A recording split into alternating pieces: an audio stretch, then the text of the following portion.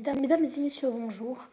Aujourd'hui, on va lire ou bien on va expliquer une leçon, une leçon qui s'appelle la tribu du sujet.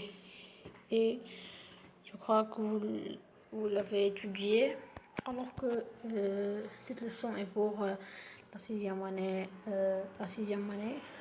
Euh, alors, on va commencer. La définition de l'attribut sujet. L'attribut sujet fait partie du groupe verbal. C'est un mot ou un groupe de mots qui exprime l'état ou une manière d'être du sujet. Comme on vient de lire, l'attribut est un nom. Il est comme l'adjectif, mais il vient après un verbe d'être, comme être, sembler, demeuler, paraître, etc. Il suit en général un verbe d'état. Voilà, qu'est-ce qu'on a dit? Comme être, avoir l'air, demeurer, devenir, paraître, passer pour, sembler, rester, s'appeler. Tout cela sont des verbes d'état. Mais, mes amis, il dit comment est la personne ou la chose composant le sujet. Oui, c'est ça. L'attribut du sujet adjectif, qualificatif, s'accorde en genre et en nombre avec le sujet. Oui, ça veut dire l'attribut du sujet s'accorde en genre et en nombre avec le sujet. Exemple, mon chemisier est coloré, mes chaussures sont colorées. Alors, on va passer maintenant propriété de l'attribut du sujet. On va passer à la propriété de l'attribut. L'attribut du sujet ne peut être supprimé. Il ne peut pas être ni supprimé ni déplacé alors qu'il reste à sa place après un verbe d'être. Mais il donne un sens au verbe alors qu'il le qualifie.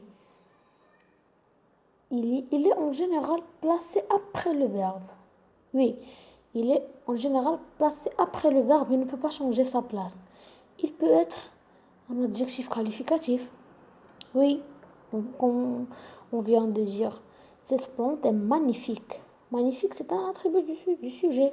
Il est venu après et c'est la troisième personne, du verbe être au présent. Un nom, ma petite sœur s'appelle Marie. Et un deuxième exemple, Julien et Masson. Masson et Marie sont des noms et quand même, en même temps, ce sont des attributs du sujet car il vient après des verbes d'état comme s'appeler et être. Il peut quand même venir comme un groupe nominal. Comme un groupe nominal, exemple, Victor Hugo était un grand écrivain. Oui, tout le monde sait Victor Hugo. Et Victor Hugo n'est pas seulement un écrivain, il est aussi un poète magnifique. Je l'aime, je l'adore, oui, je l'admire, il est plaisant, je l'aime beaucoup, il est aimable, car il écrit des poèmes, comme des lobes. Oui, des lobes, je l'ai appris, oui, je l'ai appris. Je peux vous laisser le lien dans la description. Seulement, pouvez-vous me dire si vous êtes intéressé dans les commentaires. En plus d'un groupe nominal, il peut venir aussi un pronom. Un pronom, exemple, cette plante ressemble à cela. Cela est un pronom ici, car ressemble est un verbe d'état. Regardez ici. Il est venu comme un COI. À cela. À quoi? À cela. Il est venu comme un verbe d'état. Pardon. C'est pas un verbe d'état, mais un COI. Complément d'objet indirect C'est à quoi? À cela répond à la question à quoi ou bien à qui. Il peut venir aussi un verbe à infinitif. Exemple, ma maison est à louer.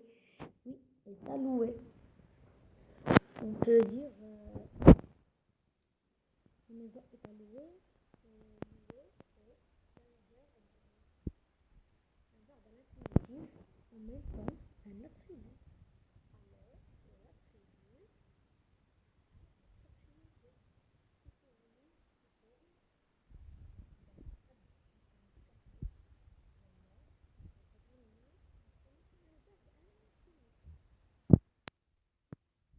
vraiment, la langue française est très bonne et il a l'attribut du sujet a beaucoup de... Il vient sous forme de beaucoup de nature, comme on a vu, il vient de venir, alors que moi, je viens je vais vous donner des exercices, s'il vous plaît. Vous pouvez me répondre aux commentaires. Je vais vous laisser aux commentaires et je vais vous donner je vais vous donner la correction dans la vidéo prochaine. Alors que, vous pouvez faire comme la révision et soutien. Alors que n'oubliez pas de faire ou bien de laisser un petit like et un subscribe et bien un abonné pour, pour nous aider et nous paraît que, que, que vous aimez ce qu'on fait et pour vous faire aussi des autres vidéos qui expliquent beaucoup de leçons et beaucoup d'informations plus. Et au revoir.